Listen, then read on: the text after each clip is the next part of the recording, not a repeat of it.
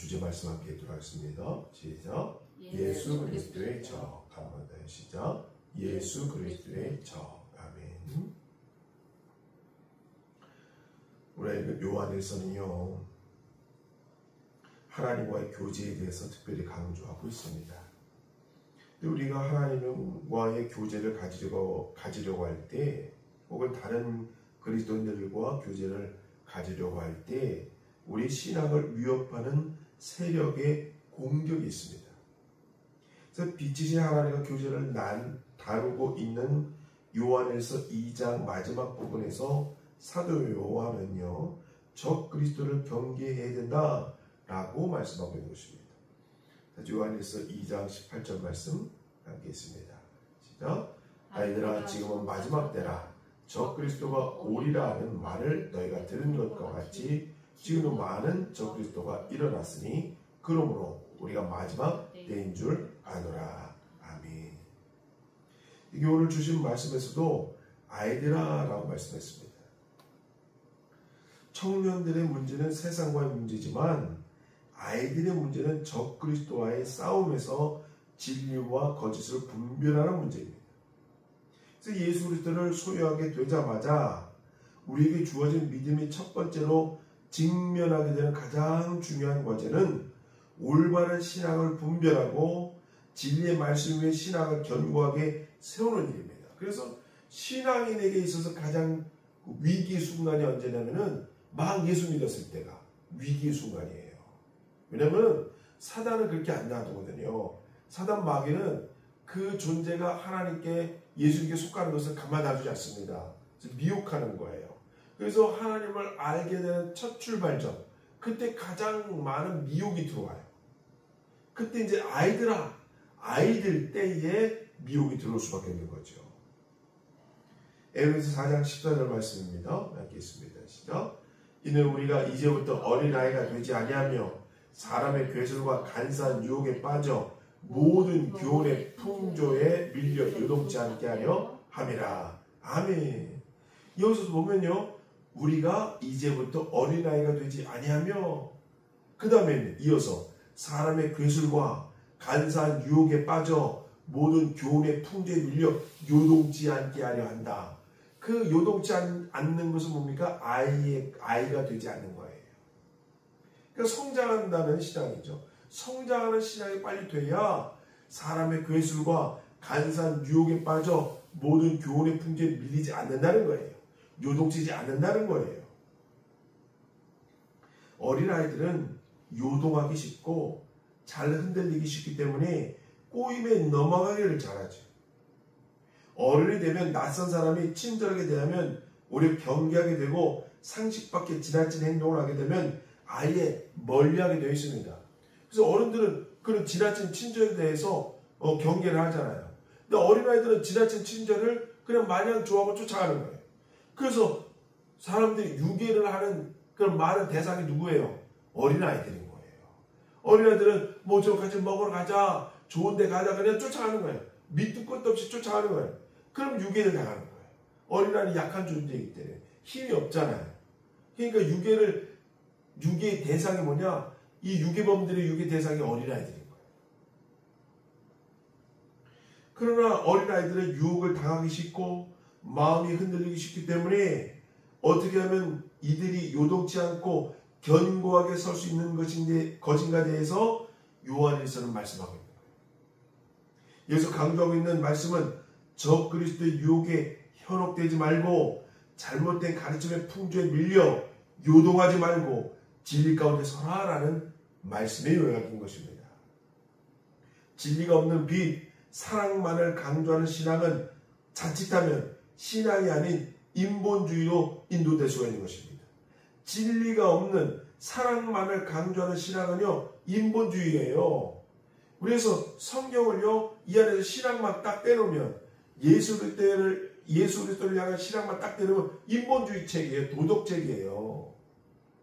그 안에 그리스도가 존재되고 진리가 존재되고 하나님을 만나는 만남의 교제가 존재해야 성경으로서 완성되는 겁니다. 그래서 어떤 신학자들은 이 안에서 예수 그리스도에 관한 그 인성만을 뽑아내는 거예요. 그 도덕책을 만들어요. 어떤 사람들은 예수 그리스도의 신성만 뽑아내요. 그래서 그냥 오로지 그냥 하나님을 믿는 그냥 이것을 갖다 영주주의에 가깝다고 하거든요.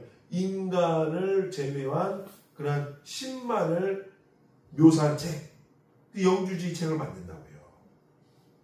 예수님은 인간적으로도 존재했고 인격적으로도 대해줬고 또 신앙적으로도 완성시킨 분이에요. 하나님을 만날 수 있게끔 십자가를 지시고 우리 신앙을 완성시키신 분입니다. 이 빛과 사랑은 진리의 기초 위에 세워져야 되는 것입니다. 요한에서 2장 18절은 두 가지 개념이 나타납니다.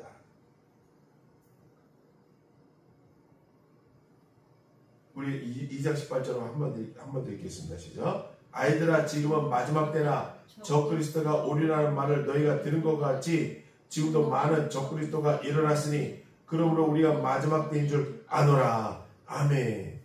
첫 번째는요, 마지막 때라는 말과 두 번째는 적그리스도가 오리라는 말을 너희가 들은 것 같이 지금도 많은 적그리스도가 일어났다라는 것입니다.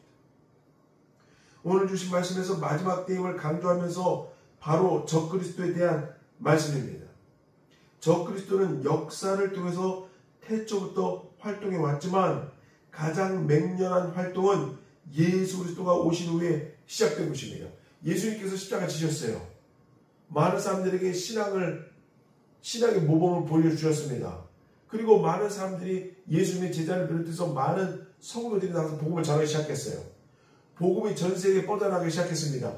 그와 동일하게 비례해서 적그리스도가 득세하는 거예요. 예수님이 가르쳐주신 신앙이 전 세계에 뻗어나가면서 동시에 적그리스도의 그런 유혹도 강하게 득세하게 되는 것입니다. 우리 대한민국이 신앙적으로 교회가 굉장히 발전했잖아요. 성장했잖아요. 그런데 그와 더불어 뭐가 또 성장했어요? 이단이 성장한 거예요. 얼마나 이단이 지금 우리 대한민국 혼란스럽게 만듭니까? 대한민국 교회가 많아질수록 이단들도 득세했어요. 오늘 주신 말씀에서 마지막 때임을 강조하면서 바로 적그리스도에 대해서 말씀합니다. 적그리스도는 역사를 통해서 태초부터 활동해 왔지만 가장 맹렬한 활동은 예수 그리스도가 오신 후에 시작되었습니다. 가짜가 많기 때문에 진짜가 없다고 말하면 안 됩니다. 철학자 파스칼은요, 가짜가 많은 것은 진짜가 있기 때문이다 라고 말했습니다. 가짜가 많은 것은 진짜가 있기 때문에 가짜가 득세한다 라는 거예요. 다시 말하면 예수 그리스도의 재림과 종말에 관한 분명한 사실이 있기 때문에 어둠의 세력은 이 사실을 교묘하게 이용하고 있는 것입니다. 여기서 적그리스도라는 말에 적이라는 말은요, 영어로 보면 안티예요. 안티그리스도예요. 적그리스도. 예수님과 반한 그리스도, 예수님과 반대한 그리스도, 예수님의 반대에 서 있는 그리스도, 이렇게 표현할 수 있습니다. 그래서 첫 번째 우리 함께 읽겠습니다. 시작. 예수 그리스도에 대신 그리스도를 가장하고 온 자. 그것이 적그리스도예요. 예수 그리스도 대신에 예수 그리스도를 가장하고 온 자예요. 속이는 자죠. 그런 사람이 얼마나 많습니까? 문선명, 이만희, 정명석, 이런 사람들이 대한민국의 적그리스도예요. 그렇게 돼 있죠? 여러분 보세요. 교회는 정치에 10,000명, 20,000명, 100,000명 정치에서 정치를 흔들지 않습니다. 그런데 통일교는 자기가 가지고 있는 힘을 가지고 대한민국 정치를 흔들었잖아요. 신천지는 자기가 가지고 있는 성도들을 국민의힘에 입당시켜서 윤석열 대통령 만들었잖아요. 그것이 바로 적그리스도예요. 진정한 교회는 정치에 관여하지 않습니다. 정치를 위해서 하나님께 기도를 할 수 있지만 10만 명, 20만 명 정치에 집어넣어서 본인들 대통령 만들지 않아요. 야합해가지고 영부인한테 귀금속 주면서 그러면서 이해득실을 따지는 그러한 교회가 아닙니다. 그러한 종교가 아니에요. 적그리스도는 그렇게 행동하잖아요. 그것이 적그리스도의 행동 양식입니다. 적그리스도는 예수 그리스도를 대신하며 그리스도를 부인하며 그리스도를 대적하는 영으로서 한마디로 사단의 세력입니다. 이 통일교와 이 신천지 때문에 얼마나 교회가 피해가 큽니까? 다른 세상 사람들은요, 통일교하고 신천지를 같은 기독교라고 생각해요. 기독교한 종파라고 생각합니다. 이단 관심 없어요. 일반인들은. 그냥 교회 한 종파가 정치를 더럽혔다 이렇게 생각한다고요. 자, 두 번째 적그리스도인과 함께 읽겠습니다. 시작. 사단의 도구로 쓰여지는 많은 거짓 선지자들. 사단의 도구로 쓰여지는 많은 거짓 선지자들. 그러니까 적그리스도가 나타나고 그 적그리스도를 추종하는 많은 세력들이 거짓 선지자들이 생겨나는 거예요. 중간 그러한 선지자들이 생겨나서 많은 사람들이 미혹하는 거죠. 미혹해요. 정말. 그래서 누굽니까? 서부지법 예전에 작년인가요? 서부지법 많은 사람들이 막 그 우익들이 가가지고 막 깨부시고 그랬잖아요. 그런데 거기 사랑제일교회 무슨 전도사라는 사람이 서부지법 그 안에 불을 던지고 그게 뭐냐면 라이터 기름이거든요. 저기 편의점에서 라이터 기름을 사갖고 라이터 기름을 막 창문 깨고 그 안에 라이터 기름을 막 붓고 불 붙여가지고 휴지로 불 붙여서 던졌다니까요. 그 사람을 잡고 보니까 사랑제일교회 전광훈 목사 특임 전도사예요. 어떻게 그런 사람들이 그런 짓을 합니까? 예. 많은 거짓 선지자들이 나오는 거예요. 교회가 그 일반인들이 볼 때는 사랑제일교회가 이단인지 뭔지 일반 사람들이 관심이 있습니까? 없어요. 그냥 교회가 하는 것 뿐이에요. 그러니까 교회를 매도할 수밖에 없는 거예요. 싸나와서 신천지, 통일교, 사랑제일교회 이런 사람들이 교회가 우익화되고 교회가 이렇게 돼 있구나 사람들은 생각할 수밖에 없다니까요. 정말 위기입니다. 교회는 지금. 그리스도를 가장해서 예수 믿는 것을 가장해서 사단의 도구로 쓰여지고 있다.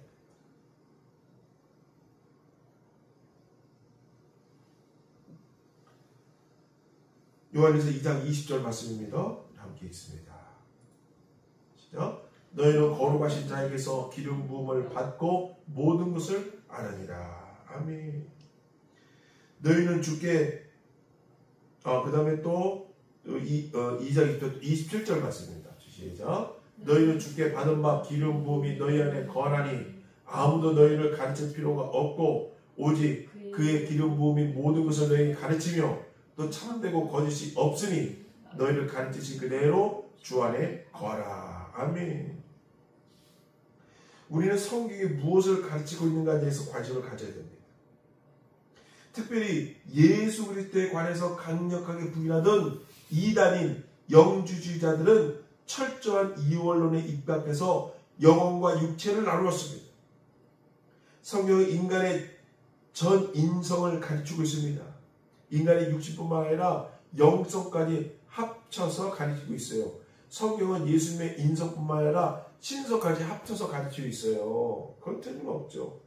그런데 한쪽만 강조하면 안 되는 거예요. 그래서 기독교에서 가장 중요한 교리인 기독론을 영주주의자들은 부인하고 있어요. 그래서 기름을 붓는다라는 말은 그 당시에 기름부음을 받고 기름을 붓는다라는 말은 그 당시에 방을 밝히는 등잔에 기름을 붓는다라는 것을 말하는 것입니다. 등잔 안에 기름을 넣고 불을 붙이면 방 안이 환하게 비칩니다.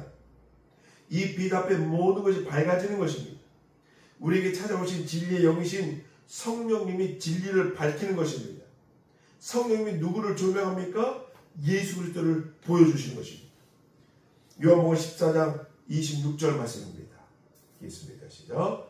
보혜사 곧 아버지께서 내 이름으로 보내실 성령, 그러니까 너에게 모든 것을 가르치시고 내가 너에게 말한 모든 것을 생각나게 하시리라. 아멘. 성령님이 우리 마음에 부음받으면 모든 것이 밝아집니다. 확실해집니다. 주님을 밝히 볼 수가 있는 것입니다. 그래서 성령을 받으면요, 성경이 해석이 돼요. 제가요, 그러니까 참 저는 모태신앙이지만 저는 주일학교 다녔지만 제가 고등학교 한 2학년, 3학년 초까지도 성경을 몰랐어요. 그렇게 매일 주일 나가서 주일 공부를 하고 성경 공부를 하고 선생님 말씀을 듣고 목사님 말씀을 듣고 했는데도 성경이 모르겠더라고요. 그런데 제가 이제 고3 말리부터 이제는 날마다 제가 이제 중학교 한 2학년 말부터 제가 대학 졸업할 때까지 날마다 가서 교회에서 기도했다고 했잖아요. 그러면서 신앙이 커졌어요. 근데 성경은 잘 해석이 안 들어오더라고요. 안 들어와요. 해석이 안 되고. 근데 고등학교 말과 이 여름 지나면서부터 그때부터 성경이 막 들어오는 거예요. 그때부터 이제는 신학교 가야 되니까 성경 하루에 한 장씩 읽자. 그래서 일어나면서부터 무조건 성경 한 장씩 읽고 그냥 생활을 시작했거든요. 그러면서 처음에 그냥 의미 없이 그냥 한 장씩 그냥 읽었거든요. 그냥 예전부터 알던 성경이니까 그냥 성경 이해거리 하면서 읽었어요. 처음에는 그냥 다른 책과 비슷하게 읽었는데 점점 읽으면서 성경 한 번 1독하고 성경 2독하고 제가 이제는 대학교 졸업할 때까지 7독을 했거든요. 그러면서 하면서 성경이 해석이 되는 거예요. 어떤 말씀인지 해석이 되는 거예요. 그다음부터는 성경이 어떻게 돼요? 너무 나에겐 중요한 책이 된 거예요. 그러니까 그다음부터 어떻게 돼요? 성경을 왜 암송하고 싶은 거죠. 그때는 신학교가 멀었기 때문에 차를 타고 한 40분 가고 대학원 때는 저기 뭐 한 1시간 20분, 1시간 30분 가기 때문에 딱 적당한 거리거든요. 때문에 성경 암송하기 딱 좋은 그 시간이거든요. 그러니까 그다음부터 암송을 하고 싶은 거죠. 그래서 성경 있잖아요. 60개, 안 또 120개, 180개 안 또 갖고 다니면서 읽는 거죠. 암송하는 거죠. 그러니까 어떻게 돼요? 성령 은혜가 쏟아지는 거죠.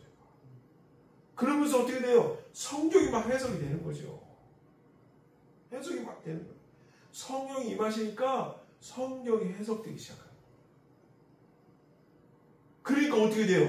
이 가치관이 바뀌는 거죠. 가치관이 바뀌는 거예요. 성경을 받고 성경이 해석되니까 내 인생관이 바뀌는 거죠. 자, 성령이 보혜사 성령, 아버지께서 내 이름으로 보내신 성령, 그가 너에게 모든 것을 가르치시고 내가 너에게 말한 모든 것을 생각나게 하시리라. 누가 가르쳐준 적이 없어요. 정말이에요. 가르쳐준 성령을 읽으면서 성령께서 나에게 가르쳐주시고 내가 암송하면서 성령께서 나에게 가르쳐주시는 거예요. 내가 성경을 읽으면서 하나님께서 나에게 깨우침을 주시는 거죠. 그래서 무릎을 치면서 날마다 아침마다 무릎을 치면서 일어나는 거죠. 성경이 이렇게 소중하고 보혜사 성령께서 이렇게 가르치시는구나. 하나님께서 나에게 이렇게 교훈을 주시는구나. 성령이 이 지구상에서 얼마나 귀한 책인지를 알게 되는 거죠. 누가 가르쳐주세요? 아무리 가르쳐준 사람이 없어요. 사람 중에서 가르쳐준 사람이 없어요. 물론 목사님 설교 듣고 뭐 했지만 나의 가장 큰 가르쳐 주는 분은 누구냐? 성령님이에요. 그분이 깨닫게 해주시는 거죠.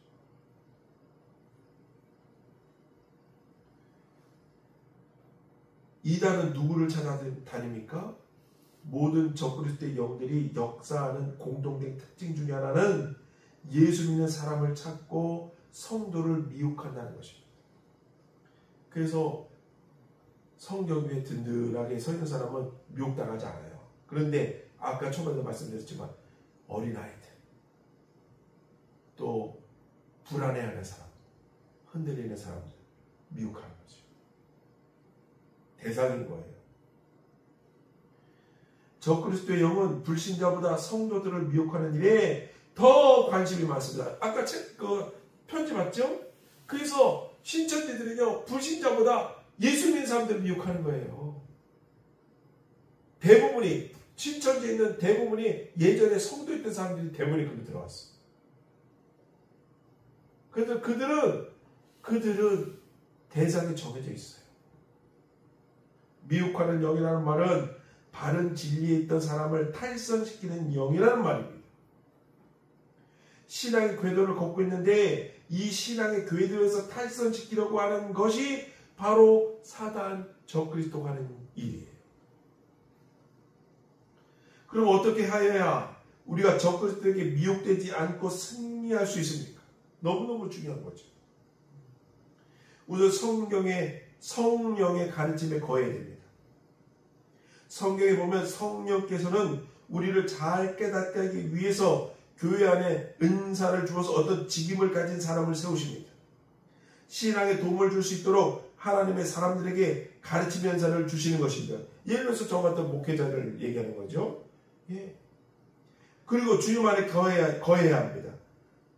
27절 마지막 부분에 보면 우리 빨간 글씨로 읽겠습니다. 시작. 너희를 가르치신 그대로 주 안에 거하라. 아멘.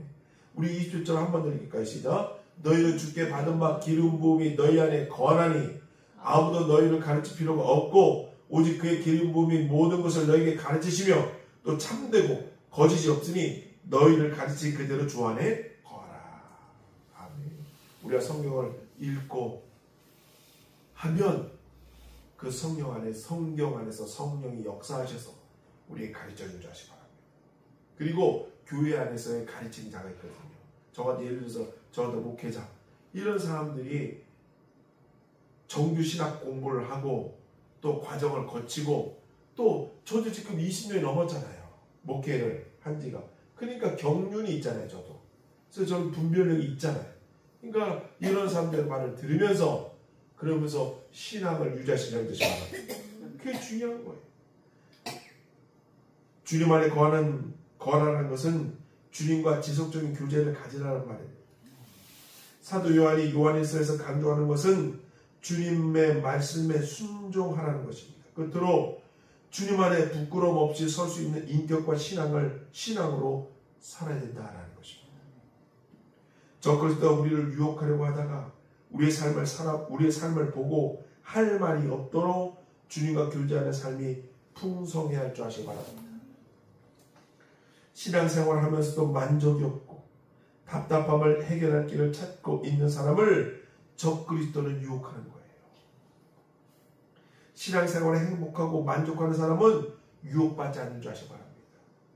만족과 행복이 없는 사람이 여기에 아니면 다른 저기에 행복이 있을까 기웃거리다가 적그리스도의 유혹에 빠지게 되는 것입니다.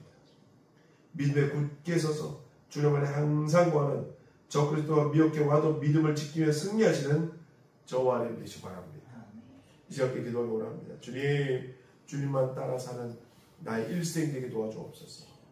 주님의 품 안에서 풍족하게 행복하게 살 수 있는 내가 되게 도와주시옵소서. 신앙을 가지고 살 수 있는 내가 되게 도와주시옵소서. 기도하시는 저희 되시기 바랍니다. 다 주 한번 해주시고 함께 기도하시겠습니다. 주여 주님 감사합니다.